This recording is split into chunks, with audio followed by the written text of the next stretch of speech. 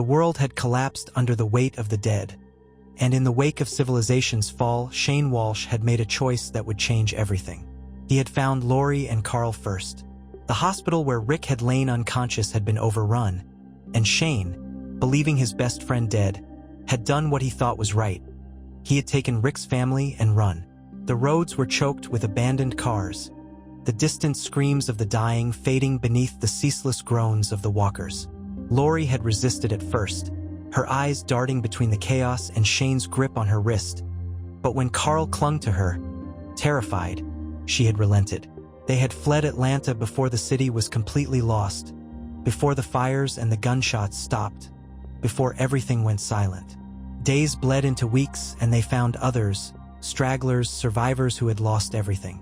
A man named Barker, a former firefighter with a sharp mind and a short temper.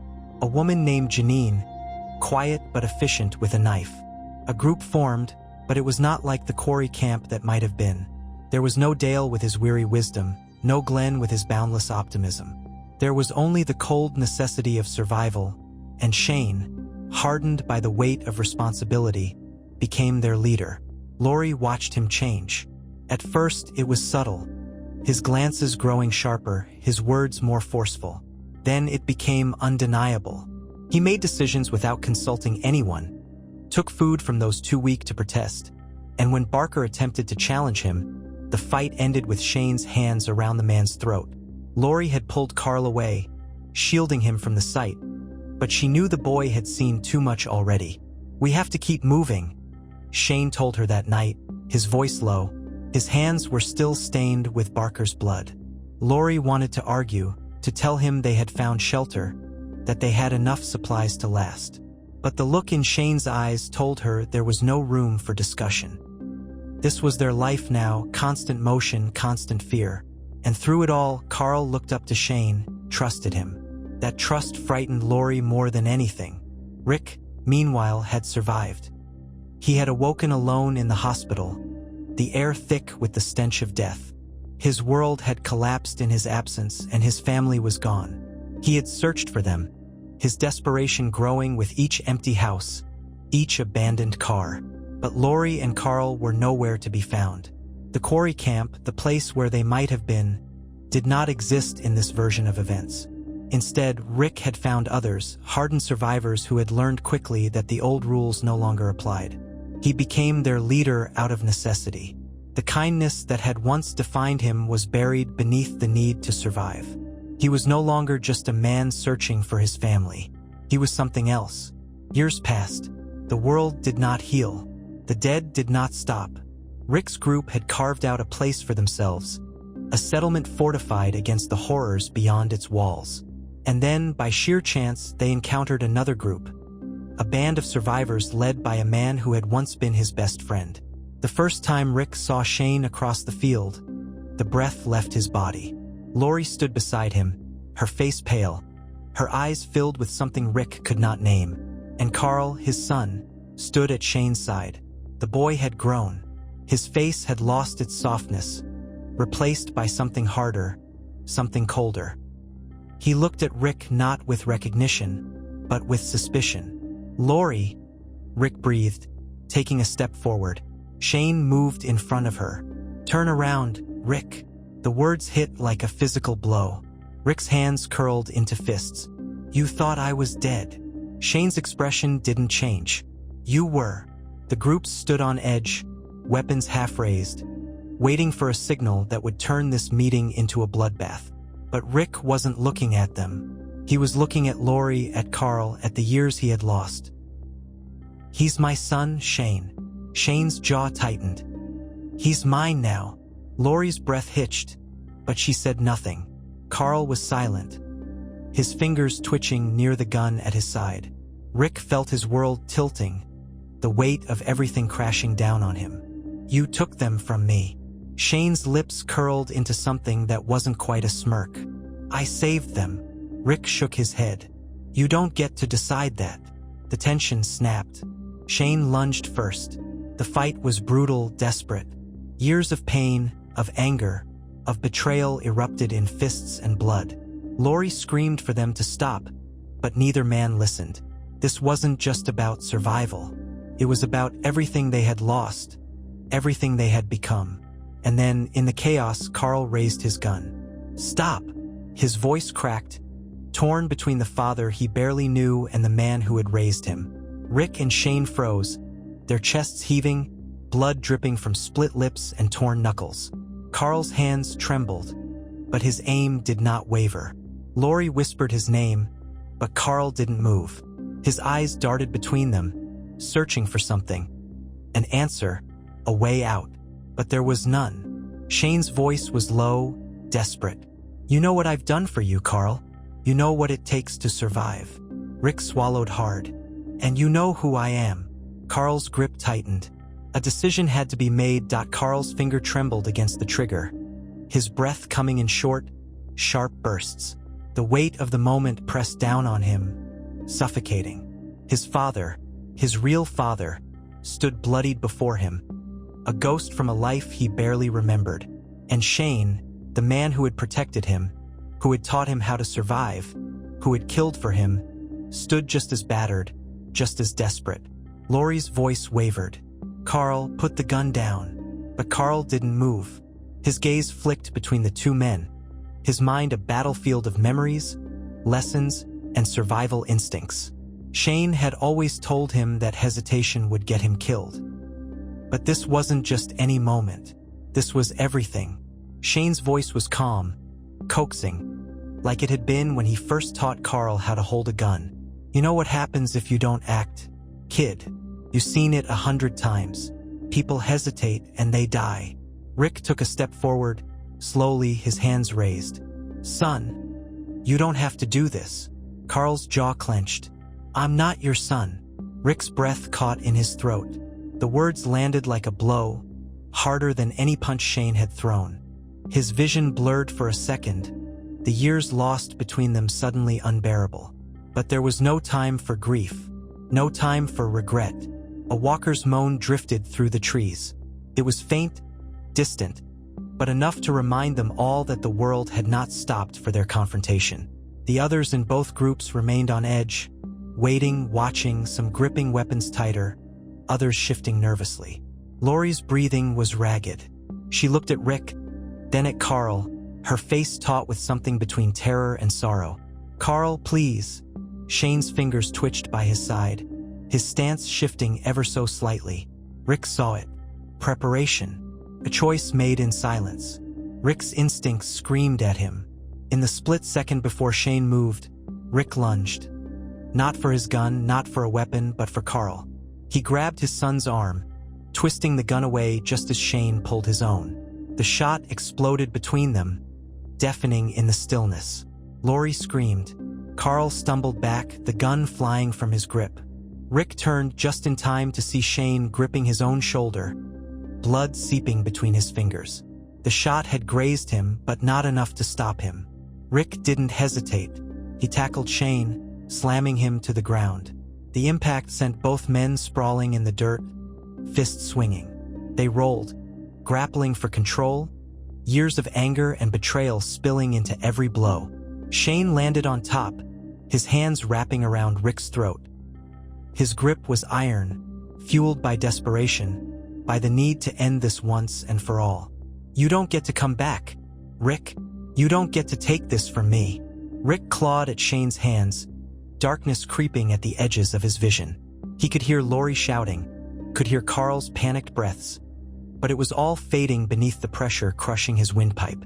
Then suddenly Shane's grip slackened. A gunshot echoed through the clearing. Shane's body jerked, his eyes widened in shock.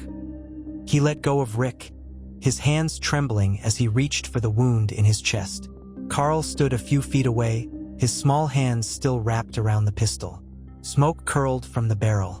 "Carl." Shane's voice was barely a whisper.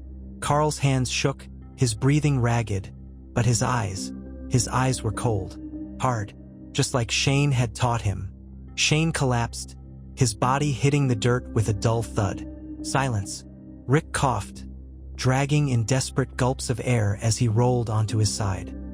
His throat burned, his vision still swimming, but he forced himself up, his gaze locking onto Carl. The boy wouldn't look at him. Lori rushed forward, dropping to her knees beside Shane's still body. Her hands hovered over him, unsure whether to touch him, to try and save him, even as the life drained from his eyes. Shane's lips parted, but no words came. His breath hitched, then stopped, dead. The only sound was the wind rustling through the trees, the distant groans of the dead, the weight of what had just happened settling over them all like a suffocating shroud. Rick swallowed hard. Carl finally looked up, his face unreadable. You hesitated. Rick flinched. Carl turned, shoving the gun back into his holster. He didn't look at Shane's body. He didn't look at his mother.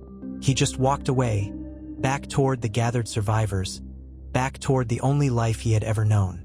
Lori wiped at her face, smearing dirt and tears across her skin. She looked at Rick then, her expression unreadable. You should have stayed dead.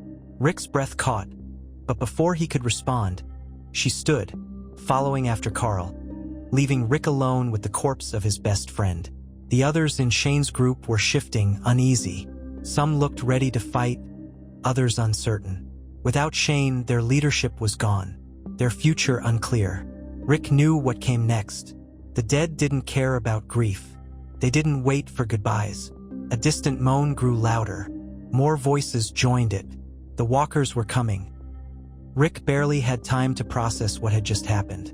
His best friend, his brother in all but blood, lay lifeless at his feet, the warmth already fading from his body. The weight of it pressed down on Rick, crushing and suffocating. But there was no time to mourn. The low groans of the dead were growing louder, the sound of snapping twigs and shuffling feet creeping closer from the trees beyond. Rick forced himself to his feet. His throat ached, his lungs burned, and his hands were still shaking from the fight, from the weight of watching his son pull the trigger. But survival didn't wait for grief. The members of Shane's group were frozen, their weapons still in their hands but their leader gone. Without Shane, they were directionless. Some looked to Lori, others to Carl, but most of them had their eyes on Rick. Lori didn't speak. She stood beside Carl, her face pale, her body taut with tension. Carl's face was unreadable. He had just killed the man who had raised him, and yet there was no flicker of doubt, no visible regret. Rick took a step forward, his voice hoarse. We need to move. Now. Why should we listen to you? One of Shane's men, Derek, a former construction worker with a permanent scowl, tightened his grip on his rifle. You just showed up out of nowhere, got Shane killed, and now you want to take charge? Rick's jaw clenched. I didn't get Shane killed. Shane got Shane killed. Carl shot him, Janine murmured, her voice hesitant. Rick turned to his son, searching his face for any sign of emotion. But Carl's expression was still cold, distant. Shane was gonna kill my dad, Carl said simply. I did what he taught me to do. The words made Rick's stomach twist. The moans grew louder. Derek cursed under his breath. We're wasting time. Then let's go, Rick said, his voice firm. We stay here, we die. Simple as that. For a moment, it seemed like Derek might argue. But then the first walker lurched into view. A woman, or what was left of her. Her skin torn and rotting. Her mouth open in a silent, endless hunger. More figures emerged behind her, spilling from the trees like shadows, their numbers growing by the second. Shit, someone muttered. Rick didn't wait for a decision. He turned on his heel and started moving. Some hesitated, but when Lori and Carl fell in line behind him, the others followed. Even Derek.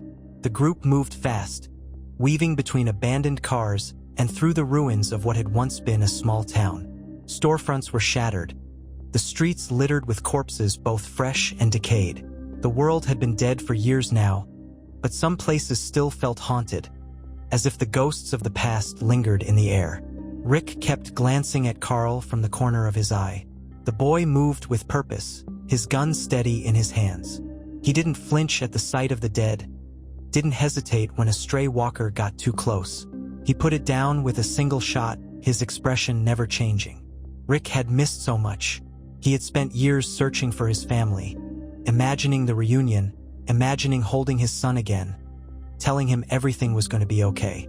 But the boy walking beside him wasn't the same child he had left behind in that hospital. Carl had been raised in Shane's world, not his. Lori barely looked at him. She kept her eyes ahead, her face unreadable, but Rick could feel the anger radiating off of her. Maybe it wasn't just anger. Maybe it was grief. Maybe it was regret. As they moved, Rick took stock of the group. Shane had kept them alive, but he had done it through force, through control. Without him, there was no clear leadership. Some of them, like Janine and a man named Travis, seemed relieved by Shane's absence. Others, like Derek, were more uncertain. Rick knew what came next. Survival wasn't just about fighting the dead. It was about keeping people together, about making them believe in something bigger than just the next meal, the next night of safety. Shane had built this group around himself. Now that he was gone, they were vulnerable, which meant Rick had to make a choice. He could walk away, take his chances alone, leave Lori and Carl to the life they had built without him, or he could step into the void Shane had left behind. The thought made his stomach turn, but before he could dwell on it, the sound of distant gunfire cracked through the air. Everyone froze. Rick turned, scanning the horizon. The shots were coming from the east, sharp and controlled. Not panic fire. Someone was fighting. Derek narrowed his eyes. Could be another group. Could be supplies, Janine added.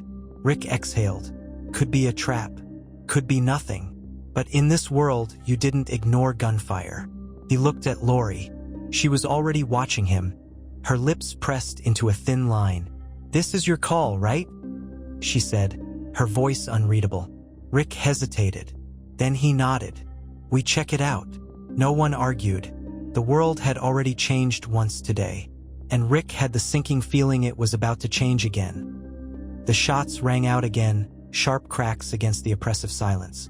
The group hesitated only a moment longer before moving toward the sound, their pace quick but cautious.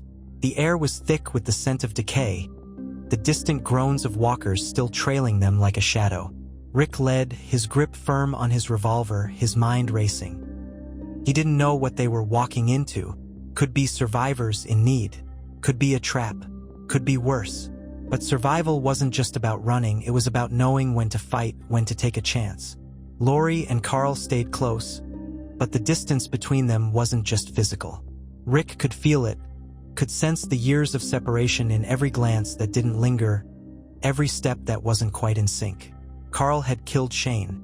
His own mother had barely reacted. And now they were moving together like strangers forced into the same direction by the weight of necessity. The gunfire grew louder as they reached the outskirts of an old gas station, its rusted signs swaying in the wind. The windows were shattered, the pumps long since drained, but the commotion was coming from the lot behind it. Rick motioned for the others to stay low, creeping forward. What he saw sent ice through his veins. A small group of survivors was pinned, their backs against a burned-out truck, their weapons trained on the swarm closing in around them. Walkers, dozens of them, pressing forward with their relentless hunger. The survivors were running out of time. One of them, a tall, broad-shouldered man with a rifle, was shouting orders, his voice steady despite the chaos. Another, a woman with tangled hair and a machete, was already swinging, cutting down anything that got too close. But it was the third figure that made Rick's breath catch. Daryl Dixon. Even from this distance, Rick recognized him, the way he moved, the way his crossbow snapped up with lethal precision. He was alive, and in trouble. Rick didn't hesitate. He raised his gun and fired. The shot dropped a walker instantly, snapping the attention of the besieged survivors. Daryl's head jerked up, his eyes locking onto Rick's for a brief second before he was already moving, using the distraction to push forward. The others followed Rick's lead, gunfire erupting as they cut through the horde. Carl took position beside Lori, his aim steady, his face devoid of anything but focus. Janine and Derek fought with brutal efficiency, their blades flashing in the fading light. The battle was fast, bloody. By the time the last walker hit the ground, the air was thick with the stench of rotting flesh and fresh blood. Rick's heart pounded as he turned, finally taking in the people they had just saved. Daryl hadn't moved, his crossbow still half raised, his expression unreadable. Rick exhaled. Daryl. The other man tilted his head slightly, eyes scanning Rick as if unsure whether to believe what he was seeing. Well, I'll be damned. The woman with the machete stepped forward, her gaze sharp. You know this guy? Daryl lowered his weapon. Yeah, used to. His eyes flicked to Lori, then Carl. There was no shock, no wide-eyed realization, just quiet understanding. Daryl had always been perceptive like that. Rick turned his attention to the others. You all right? The tall man with the rifle gave a nod. Thanks to you. I'm Rick, he said, though the name felt almost foreign now. This is... He hesitated, glancing at Lori and Carl. This is what's left of us. Daryl scoffed. Ain't that the truth? The tension hung heavy between them. Years had passed, and Rick had imagined so many times what it would be like to find the people he'd lost. But nothing about this world allowed for clean reunions. The woman, who Daryl called Leah, kept her distance, her gaze flicking between Rick's group and her own. The tall man, Nash, was already checking their supplies, while the fourth member of their group, a wiry kid named Marco, was busy looting the corpses. Rick didn't blame him. Where you been? Daryl finally asked. Rick exhaled. Looking. Daryl nodded slightly like he understood more than just the words. Found him. Huh. Rick's jaw tightened. Not the way I wanted to. Daryl glanced at Shane's people, at Lori, at Carl, then back at Rick. Yeah, I get that. The unspoken words between them were heavy. You got a place? Rick asked after a moment. Daryl shook his head. Been move in. Stay in one place too long, you're dead. Rick considered that. That ain't true. Not always. Daryl raised an eyebrow. You got something better? Rick hesitated. The settlement he had built, the one he had left behind in search of his family, was still there. Strong. Defensible. But could they just slip back into that world? Could Carl? Could Lori? Could he? Lori was watching him, her arms crossed. Where are you going with this, Rick? Rick looked at Carl. The boy had barely spoken since pulling that trigger, since killing Shane. Rick turned back to Daryl. We had a place, a good one, could still be standing. Daryl studied him for a long moment, then gave a small shrug. Then let's go see. The others exchanged glances. Shane's people didn't argue.